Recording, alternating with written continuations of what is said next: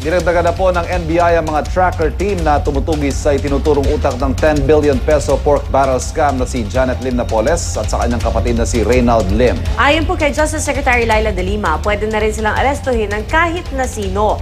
May babala naman ang NBI sa mga kumakanlong sa magkapatid. Narito ang report ni John Consulta.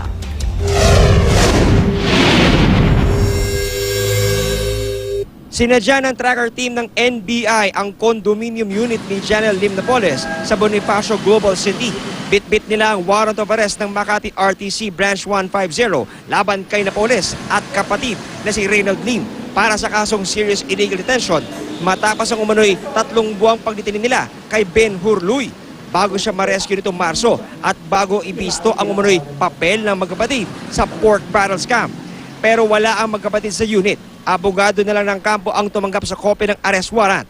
At sa impormasyong nakuha ng NBI, lumabas na bagamat nasa unit si Napoles, agad siyang umalis matapos ilabas ang arrest warrant. Eksklusibo namang nakuna ng GMA News ang pagtungo ng hiwalay na tracker team ng NBI sa bahay ni Napoles sa Binyan, Laguna.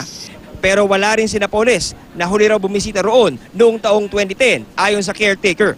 Bago nito, galing na rin ang parehong team sa isa pang umanong bahay ng mga Napoles sa Ayala, Alabang, kung saan caretaker din lang ang inabutan.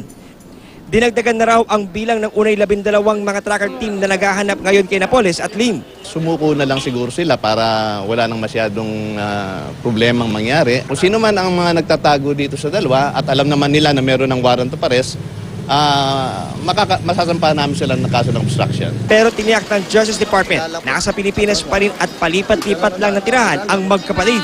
Kaya naman inilabas nito ang listahan ng mga sasakyang posibleng ginagamit ngayon ng magkapatid.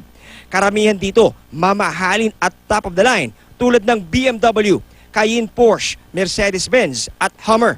Binigyan ng kopya ng listahan ang mga tauhan ng North at South Luzon Expressways. At inanunsyo ring maaaring arestuhin ng kahit sino o i-citizens arrest si Napoles at Lim. Pag-amin ng DOJ, mahirap nang mahanap si Napoles at Lim lalo't mahigit 24 oras na mula nang makuha ng NBI ang arrest warrant. Pero hindi raw dapat sisihin ang pag-anunsyo niya nito sa media. Bago pa inisyo yung resolution ng DOJ, natunugan na niya. Di lalo na nung bago inisyo yung warrant of arrest. Hindi malayo yon. Hindi ba nandun na yung lawyers? Even before. Even before NBI was there at the court?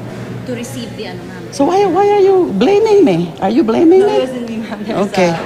There's a talk po. It is my duty to announce it, especially so that some media are asking about it. Wala pa man si Napoles, nilinis na ang NBI Female Detention Center na pagkukulungan sa kanya. Walang aircon at ilang ventilador lang ang meron kaya ramdam ang init sa loob.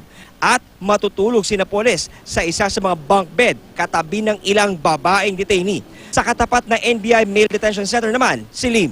Regular detainee. Definitely wala talagang special treatment dito. Para sa unang balita, John Consulta reporting.